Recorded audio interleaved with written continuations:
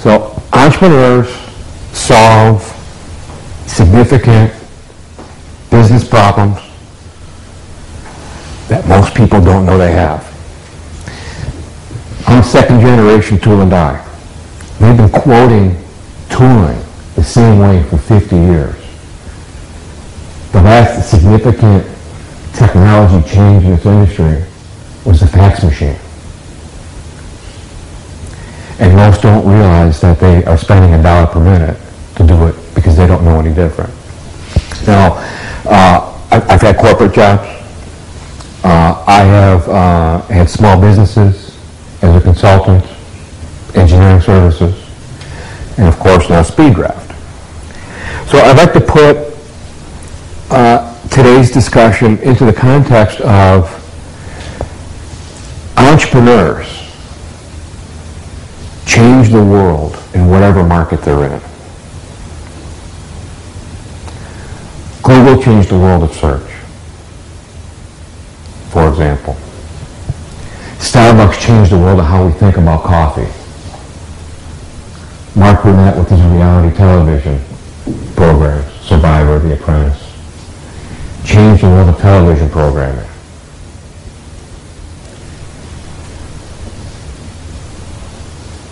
Entrepreneurs change whatever world they're in, whatever market. That's not to say that you can't be entrepreneurial, like have a small business, consulting, franchises.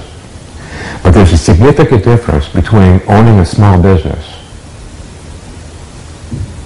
and having a startup that changes the world. So I'd like to put the rest of my presentation into that context. My personal mantra is you have to find a way or make one. It's not paint by numbers. It's not simple.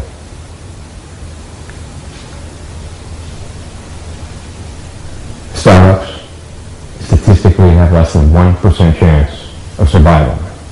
Survival meaning being in business to live to see month 13.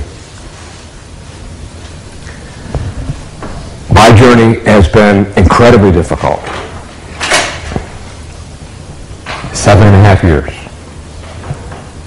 We're weeks away from critical mass. 1,300 rejections before I got to the first yes, spanning 5.5 years. Listening to no for 5.5 years gets old, especially when you tell your spouse that you're 6 months away from revenue, and that was 5 or 6 years ago. You have to find a way to make one. Now, we call this an entrepreneurial journey. For me, it's more of an expedition, like an Everest expedition. So if I had to boil this down on that you would need to survive to reach critical mass, I'd put it down into what I call the 5 Ps, starting with purpose. I attended a pitch event in Boulder, Colorado last week.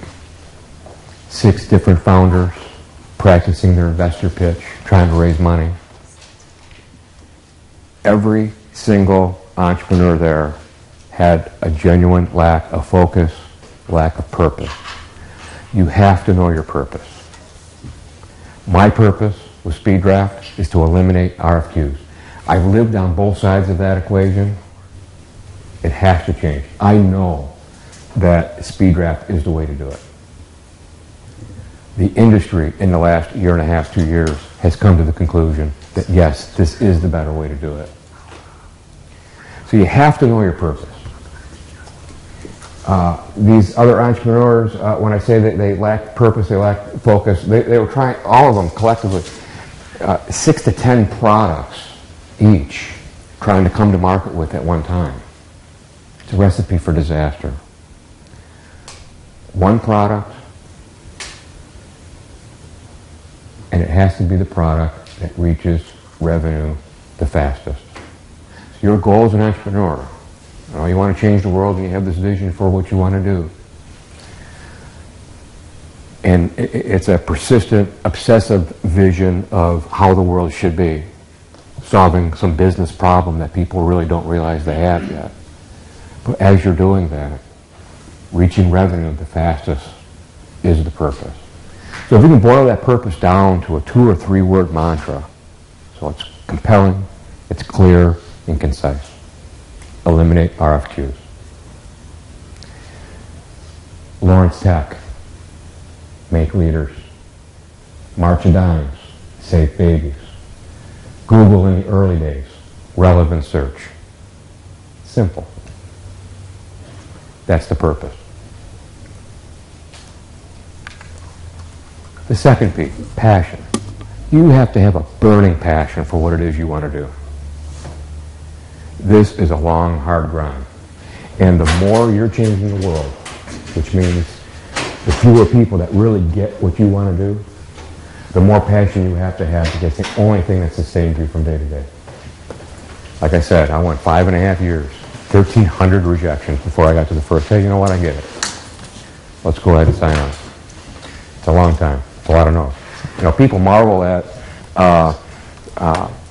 Colonel Sanders. Everybody knows the Colonel Sanders story. He's in his 60s, 300 and some rejections until somebody really wanted to do KFC.